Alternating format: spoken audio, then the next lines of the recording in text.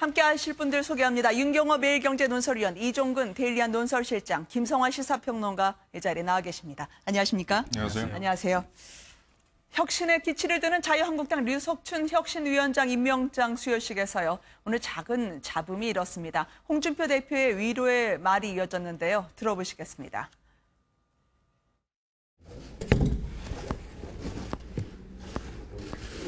신한국당을 지금 자유한국당을 개혁할 겁니다. 유석순, 네가 빨리 군대장에 개혁한다고 나와 이 매국노 이로 차작기가 돈 얼마나 받아놓고서.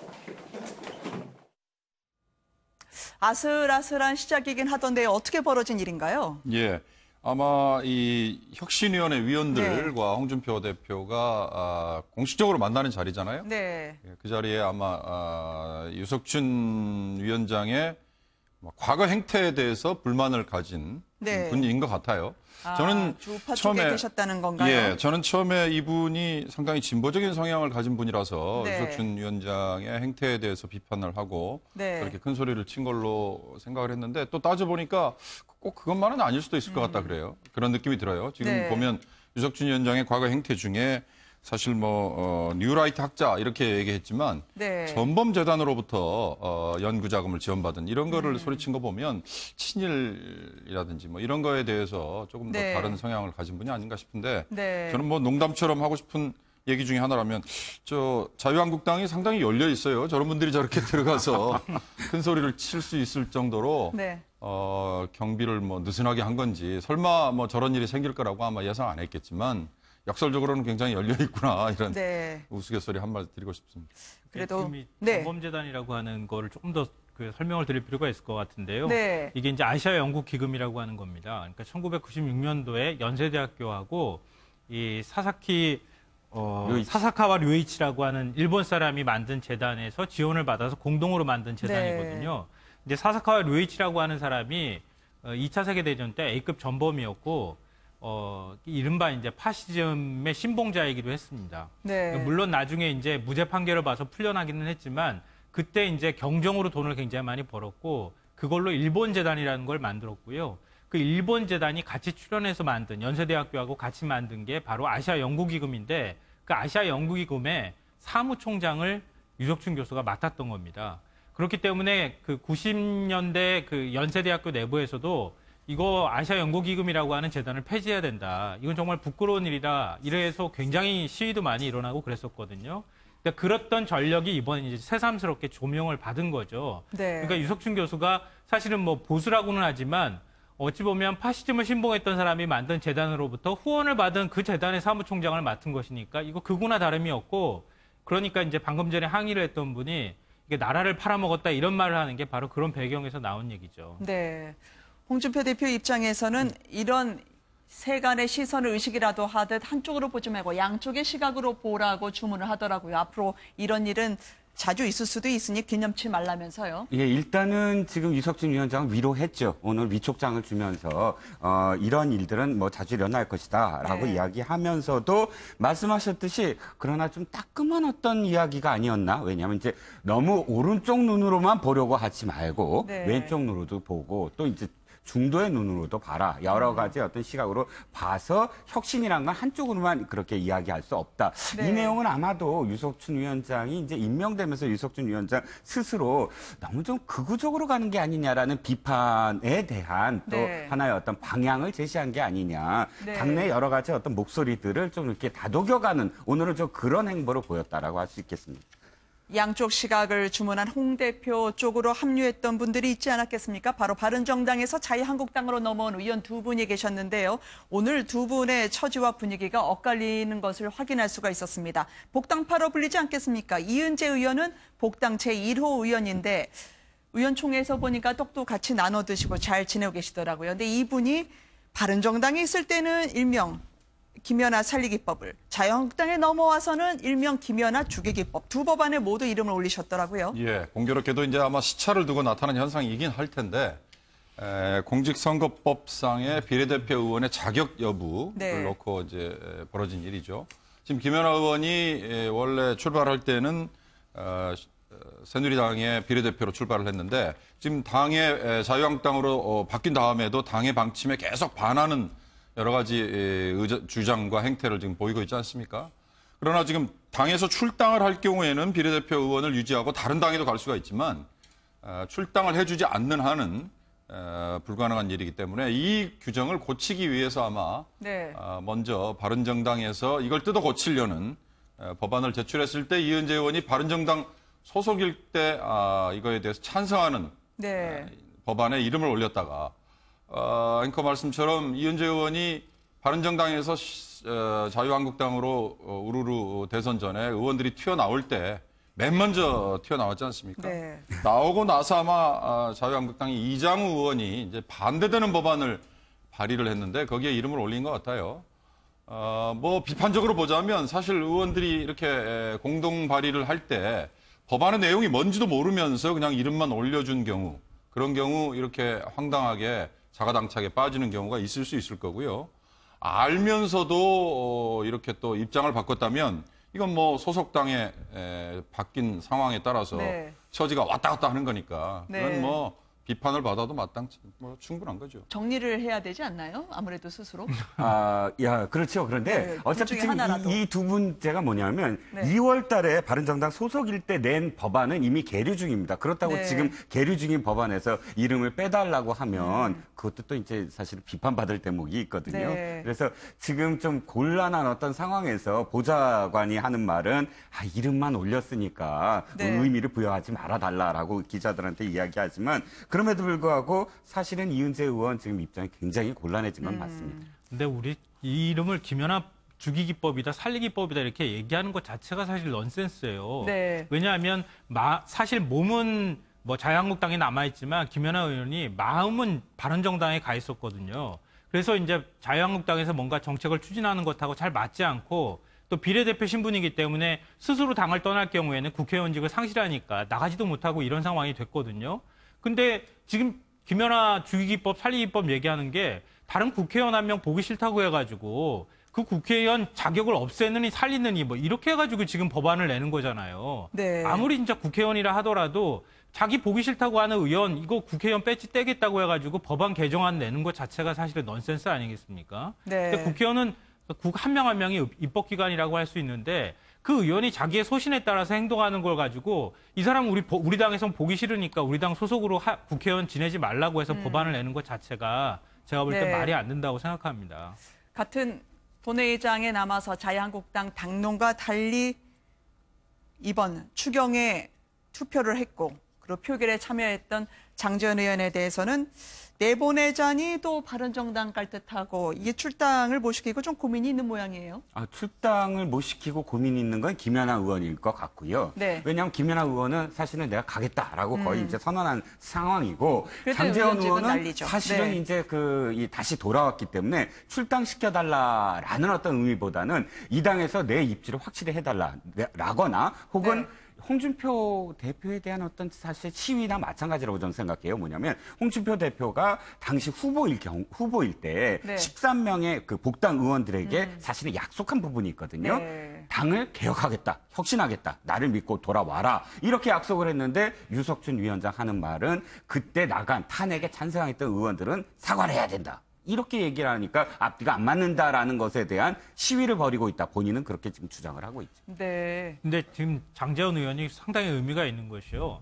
바른정당에서 의원 한 명만 만약에 자유한국당으로 와버리면 바른정당은 원내교섭단체의 자격을 상실하게 됩니다. 그렇기 때문에 바른정당에서 의원들이 과연 자유한국당으로 올 것인가. 앞으로 자유한국당이 어떻게 하느냐에 따라 지금 달린 상황이거든요. 근데 만약에 장제원 의원을 자유한국당에서 징계를 하고 내쳐서 다시 바른정당으로 가게 만들면은 그런 전략이 잘 먹히지 않을 가능성이 있단 말이에요. 그러니까 징계를 주더라도 나가지 못할 만큼 징계를 주는 거 외에는 방법이 없기 때문에 당내에서는 추경안에 혼자서 가가지고 김연아 의원하고 둘이서 이제 찬성표를 던진 상황이라서 굉장히 아마 밉기는 하겠지만 제가 볼 때는 당을 스스로 떠날 만큼의 징계는 주기 어려운 상황이라고 보입니다. 제가 이 점 하나만 말씀드리겠습니다. 국회의원은 헌법에 규정되어 있는 헌법기관이거든요. 개인 하나하나라고 착각을 할 수 있지만 정부의 부처 하나처럼 헌법기관입니다. 그만큼 책임이 있어야 되고 일관성이 있어야 되고 소신이 있어야 되는데 장제원 의원은 어찌됐든 추경과 관련해서 본인의 소신 투표를 했고요. 누차 제가 말씀드리지만 인사청문회 관련해서 표결 투표 이럴 때도 당론으로 사실 의사를 묻는 이런 후진적인 방법보다는 네. 국회의원 개개인의 소신에 맡기도록 하는 게 그게 바로 정치 선진화일 것 같아요. 전 이번 이은재 의원은 그런 점에서 소신 없이 왔다 갔다 하는 대표적인 사례인 거고 장제원 의원은 어찌됐든 본인의 소신을 보여주는 거. 이게 저는 헌법기관으로서 국회의원들이 보여줘야 될 자세다. 저는 그렇게 보고 싶습니다. 네, 문재인 대통령 소식으로 넘어가 볼까 합니다. 오늘은 평창을 찾았습니다. 참 세월 빠르네요. 앞으로 평창올림픽 200일밖에 남지 않았는데요. 감자전, 메밀전병 유명한 강원도의 유혹을 뿌리치지 못했다는 전언이던데 어떤 상황일까요? 이제 평창 홍보대사인 문 대통령 영상으로 만나보시겠습니다. 대통령님을 홍보대사로 모실까 하는데 여러분 어떠세요?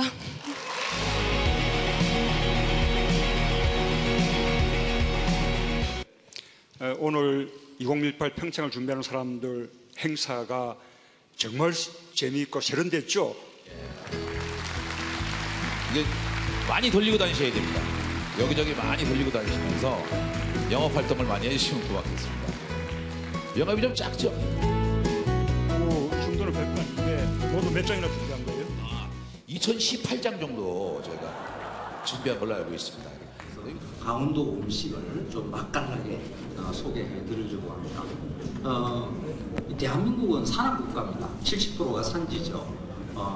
대한민국의 산악국가의 특징을 가장 이 강원도라고 볼 수가 있습니다. 그 문제 드시지 마십시오.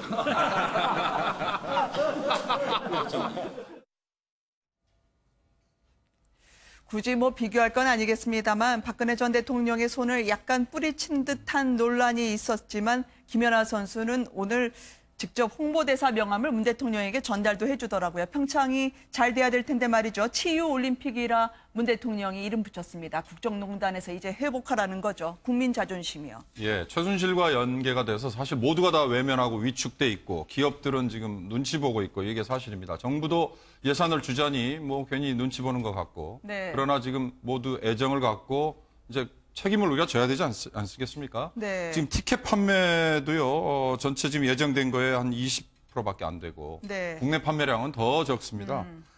기업들의 후원도 지금 예정액보다 훨씬 더 모자라고요. 네. 국민들이 관심, 애정 정말 절박합니다. 평창올림픽 응원 메시지 보내달라. 마치 아이스버킷 챌린지처럼요. 유승민, 김연경, 마크 저커버그를 지목을 했습니다. 문 대통령이 말이죠. 네, 계속 마크 저커버그하고는 좀 이렇게 페이스북 지난번에 이 기사 올린 것에 대해서 마크 저커버그가 또 고마워도 했죠. 네. 굉장히 관련성이 많아요. 제가 퀴즈 하나 낼까요? 문재인 대통령이 지난 후보 시절에 4월 달에 네. 공언한 게 있습니다. 그러니까 기자들이 좀 짓궂게 질문했어요. 가장 좋아하는 스타 한 명만 꼽아라 그랬더니 네. 굉장히 곤란해하면서도 그래도 단연 김연아 선수다라고 얘기를 했습니다. 그러니까 그렇군요. 오늘 좀 팬심도 있지 않을까. 두 사람 굉장히 두 분 다 환하게 웃는 모습인데 지금 대통령이 홍보대사로 직접 나서면서 사실은 이렇게 계속 오늘 2017 이렇게 써져 있는 인간 이 모양 거기에도 직접 참여를 했습니다. 네. 그만큼 사실 좀 절박한 거거든요. 75만 표를 지금 팔아야 되는데 5만 표밖에 안 팔렸다. 지금 너무 열기가 없습니다. 그래서 아마도 대통령이 대사로 직접 나설 수밖에 없는 그런 현실이 아닌가 싶습니다. 네. 근데 일단은 굉장히 생경한 장면 같아요. 그러니까 평창 동계올림픽 홍보대사가 다른 홍보대사를 특히 대통령을 홍보대사로 그렇죠. 지명하는 모습은 이건 상상할 수 없는 일이거든요. 그러니까 이제 김연아 선수를 제가 볼 때는 이 홍보대사 위촉장을 수여한 어떤 수여자로 만든 것도 나름 어떤 박근혜 정부 시절에 늘품체조 거기에 안 왔다 이래가지고 김연아 선수가 굉장히 좀 곤란을 겪지 않았습니까? 네. 그런 것도 탈피하는 차원에서라도 김연아 선수가 주는 게 좋겠다 이렇게 판단하지 않았나. 네. 그래서 최순실 국정농단 사태의 어떤 앙금이라든가 또 그 그늘을 좀 씻는 차원에서 홍보대사를 대통령이 직접 맡아준 것이 아닌가 이런 생각이 듭니다. 네, 이제는 성공적으로 치러서 국민들의 자부심 다시 회복할 수 있는 계기가 됐으면 좋겠다는 문 대통령 메밀 전병을 강원도에 계신 주민들로부터 직접 받아서 시식을 하는 장면을 보셨습니다. 조금 전에 들어온 소식으로 넘어가 보도록 할까요? 법정 증인으로도 나설 분이신데 SK 최태원 회장이 아내인 노소영 관장을 상대로 법원에 이혼 조정 신청을 했다는 사실이 조금 전에 알려졌습니다.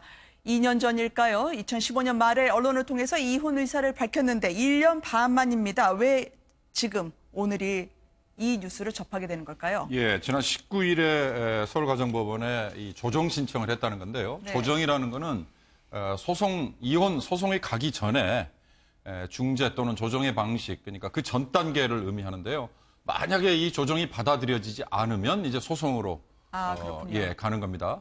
소송으로 가야 흔히 말하는 재산 분할 뭐 이런 단계까지 또 논의가 이어지는 거고요. 네. 최태원 SK 회장과 노소영 관장은 사실 여러 차례 세인의 관심을 끌 수 있는 사건이 많았죠. 네.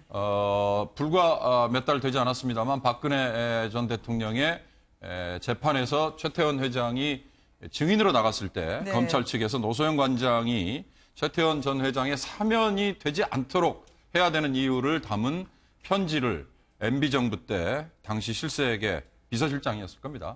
절절히 내용을 적었다. 이래서 네. 또 주목을 끌었고요. 좀 더 거슬러 올라가면 2015년 말에 최태원 회장이 부인인 노소영 관장과 사실상 결별 상태고 이혼 직전 상태다.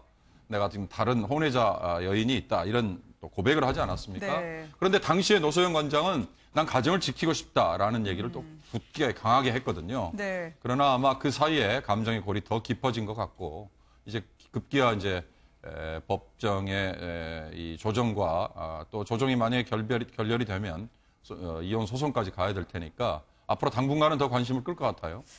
아마 SK그룹 측에서는 경영에 지장을 줄 사안이 아니라고 하면서도 촉각을 곤두세는 모양새입니다. 조정 신청은 이혼해서 연착륙이라 부를 정도로 재판을 통하지 않고 바로 조정을 신청했는데요. 만약에 지금까지 이혼을 원하지 않는다는 입장이 아내 노소영 관장의 입장 아니겠습니까? 그렇습니다. 조정에서도 받아들이지 않으면 어떻게 되는 겁니까? 그러면 이혼 소송으로 이제 되는데 문제는 네. 이제 이혼 소송을 어느 쪽에서 했냐는 게 이제 중요한 어떤 상황이죠. 네. 우리나라 법원에서는 유책주의 아닙니까? 지금 책임이 이혼의 있는 사람? 책임이 어느 쪽이냐. 네. 사실 최태원 회장은 이혼 소송이 이번이 처음은 아닙니다. 지난 2015년인가요? 이혼 소송을 준비를 했었고 네. 그 당시에는 어떻게 주장을 했냐면 이 모든 것이 사실 나의 책임이 아니고 노소영 씨 책임이다. 이렇게 이야기하면서 사실은 이제 소송을 준비를 했었거든요. 근데 이번에는 사실 뭐 혼외자 문제라든지 이런 것들이 많이 이렇게 밝혀졌기 때문에 유책, 그러니까 책임이 최태원 회장에게 있다고 한다면 사실 소송으로 갔을 때 이혼 소송에서는 불리할 수밖에 없지 않겠느냐라는 게 이제 다수 법조계의 생각입니다. 이혼 조정 이번 신청 대상에 재산 분할은 포함되어 있지 않다고 하더라고요. 최태원 회장 주식이 2015년 기준으로만 4조 2천억 정도 된다고 하는데 재산 관련해서는 어떻게 될까요? 또 앞으로 지금 성인이 된 자녀들, 1남 2녀가 있지 않겠습니까? 자녀들의 선택에 대해서도 많은 분들이 주목하실 것 같아요. 그러니까 그럴 수밖에 없는 것이요. 최태원 회장이 SK 지분을 갖고 있는 게 23% 정도거든요. 네. 물론 이제 그 친인척 사촌들이 갖고 있는 우홀 지분도 물론 있기는 하지만 23%에서 만약에 재산 분할을 하게 될 경우에 특히 노소영 관장의 경우에는 이 노태우 전 대통령의 딸이기도 하잖아요. 그래서 노태우 전 대통령, 그러니까 노태우 대통령 집권 시절에 이 SK가 급성장을 하는데 나름 도움이 있었다고 하는 것들이 세간의 평이기 때문에 이번에 그렇군요. 유책주의로 만약에 최태민 회장이 이혼하는 데 있어서 최태원 회장이 이혼하는 데 있어서 굉장히 책임이 있다고 하게 될 경우에 만약에 네. 재산을 절반으로 뚝 잘라가지고 노소영 관장한테 줘라 이렇게 만약에 판결이 나게 될 경우에는 한 23%의 절반을 뚝 떼가지고 줘야 되는 상황이거든요. 이러면 기업을 경영권을 방어하기가 굉장히 좀 쉽지 않은 상황으로도 갈 수 있습니다. 네. 바로 그것 때문에 이혼하기가 어려운 것 아니냐 이런 평가가 나왔고요. 또 일남 이녀 자녀를 두고 있는데 자녀들 중에 누군가 한 명은 또 SK그룹을 이어받아야 되는 그런 상황이 됐거든요. 근데 아버지 쪽으로 갈 것이냐 어머니 쪽에 더 마음을 둘 것이냐 이거에 따라서 또 이게 그 SK그룹을 앞으로 어떻게 이끌어 나갈 것인가에 대한 구도가 확 달라질 수 있기 때문에 그런 면에서 굉장히 좀 복잡한 문제가 될 것이다. 그러니까 이혼 소송에 들어간다 하더라도 이게 금방 끝날 사안은 또 아닐 것 같습니다. 네. SK그룹이 오늘날에 이르기까지 노태우 전 대통령을 포함해서요. 노소영 전 관장의 역할이 크다라고 많은 분들이 생각을 하시는지요? 예, 자, SK그룹의 전신의 이름을 기억하는 분들이 사실 나이가 굉장히 어느 정도 있어야 되죠. SK 전신, 선경이죠. 네. 선경을 기억하시는 분들은 아마도 선경그룹 하면 떠올리는 게 있을 겁니다. 학생복, 그러니까 섬유기업이었어요. 근데 섬유기업으로 출발한 선경이 사실은 지금의 SK라는 IT 또는 미래 기업, 그러니까 테크놀로지 기업으로 성장하게 된 가장 큰 동기가 된 것이 바로 텔레콤 사업이었거든요. 제2동통신 사업이었거든요. 당시에 기억하실지 모르지만 너무나 치열히 정말 그 경쟁을 벌였습니다. 그래서 뭐 한솔 019라든지 011 신세기 통신이라든지 이 선정되는 데 어마어마한 어떤 그런 그 과정이 있었는데 그 중에서도 SK그룹에 사실은 굉장히 힘이 많이 실렸고 지분이라든지 지금 그 많은 기업들 다 무너지고 민간 기업으로서는 SK가 완전히 통일하지 않았습니까? 그렇다면 그때 허가권을 내줬다는 어떤 이 모티브가 지금의 SK그룹에 사실은 엄청난 그 동기가 됐다. 모멘텀이 됐다라는 것이죠. 근데 이거는 SK그룹의 어떤 그 해명을 제가 대신이라도 전해드려야 될 것 같은데요. 네. 왜냐하면 SK그룹 쪽이나 이 최태원 회장 쪽에서는 이 노태우 전 대통령이 퇴임한 이후에 한국이동통신을 우리가 이제 사업자로 선정이 됐기 때문에 직접적인 영향력을 행사할 수 있는 위치에 있지 않았다. 그러니까 노태우 전 대통령의 영향력이 미쳐서 우리가 기업이 성장한 것은 아니다. 이렇게 지금 반론을 내놓고 있습니다. 네. 근데 어찌됐든 노소영 관장 입장에서는 영향력을 미쳤다고 하면 그 내용을 잘 알고 있지 않겠습니까? 그래서 이번에 이혼 소송 때 이 문제가 굉장히 큰 쟁점이 될 가능성이 있고 그걸 어떻게 재판부가 판단하느냐에 따라서 재산 분할 액수도 달라지는 그리고 SK 구도 자체가 달라질 수 있는 굉장히 그 SK 입장에서는 중대한 그런 사건이 될 수도 있을 것 같습니다. 네. 하나만 얘기하자면 우리 재벌가에서 이런 적이 있었나요? 예, 물론 이혼 소송은 없지만요. 네. 이 재벌가에서 또 하나 불거진 지금 오너 리스크가 기업을 얼마나 흔들 수 있는지를 보여주는 또 하나의 지금 사례가 될 것 같아요. 네. 사실 공사 이 구분이 돼야 되겠죠.